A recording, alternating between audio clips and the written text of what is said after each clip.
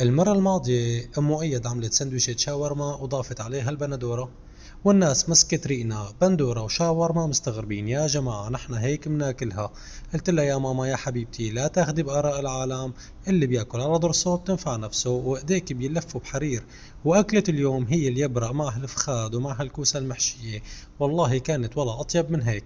قلت لها يا ماما يا حبيبتي خلينا ننزل لك المقطع وخلينا ناخد بآراء العالم. يا جماعة عفى الله عما مضى، سندويشة الشاورما أكلناها وكانت طيبة كتير وراحت عليكم. هلا شوفوا لي أكلة هاليبرق هي ولا أروع من هيك، ما في أطيب منها. وإن شاء الله ألف صحة وهنا للجميع.